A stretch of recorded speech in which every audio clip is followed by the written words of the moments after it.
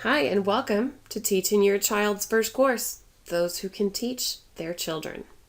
What good teachers do and how they do it. This is our Evaluations Through Test Construction module. We're going to cover what validity and reliability are.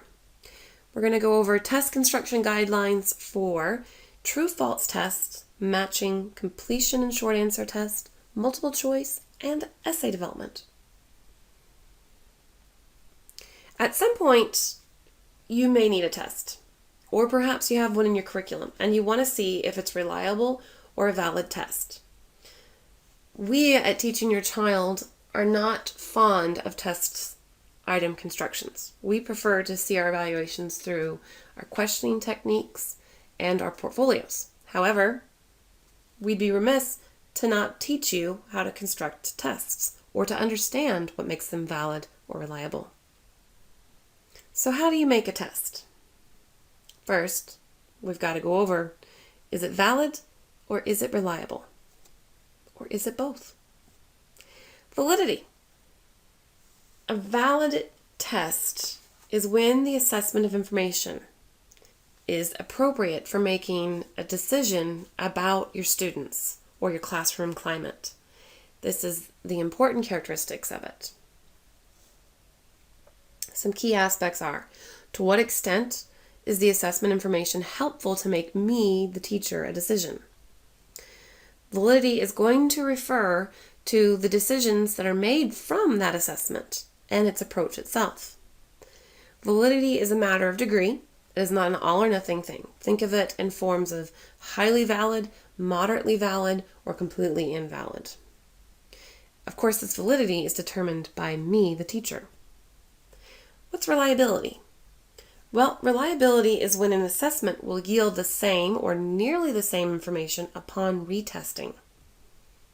Some key aspects would be, it's referring to the stability or consistency of the assessment information, and it's concerned with this question.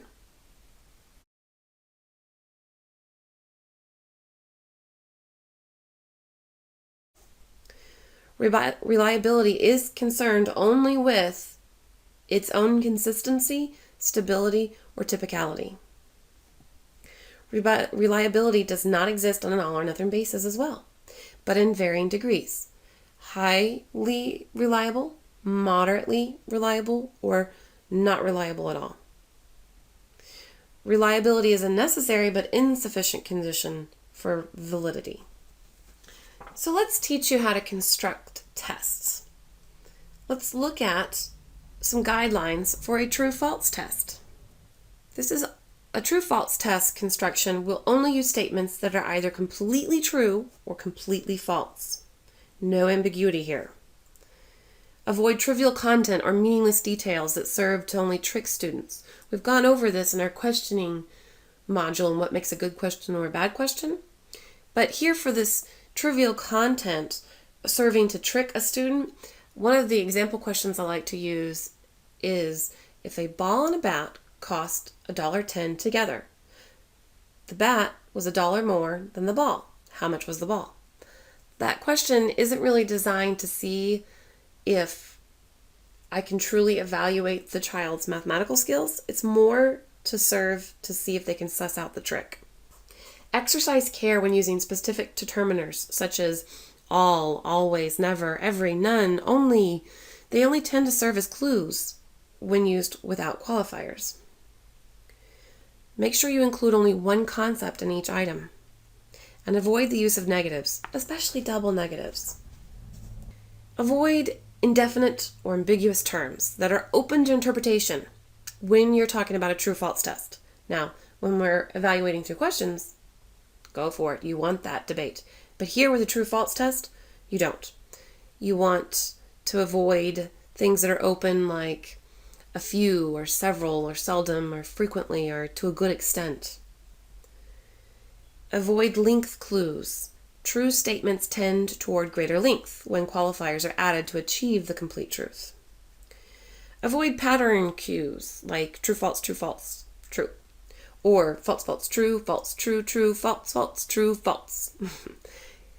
Use equal numbers of true and false items and arrange them as randomly as you can.